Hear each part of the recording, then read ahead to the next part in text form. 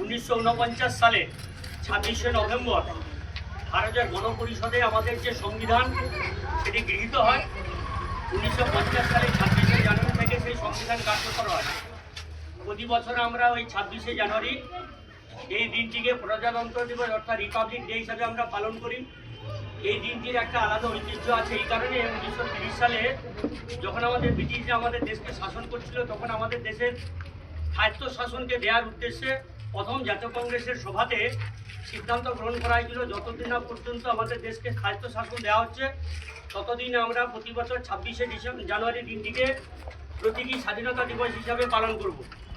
পরবর্তীকালে 1947 সালে 15ই আগস্ট আমাদের দেশ স্বাধীন হয়ে যাওয়ার পরে ওই দিনটাকে স্মরণ করার উদ্দেশ্যেই 1950 সালে 26শে জানুয়ারি ওই দিনটি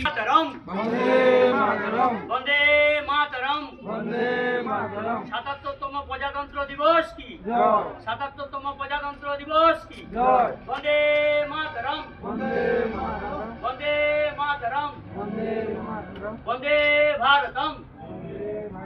77তম প্রজাতন্ত্র দিবস কি, 77তম প্রজাতন্ত্র দিবস কি।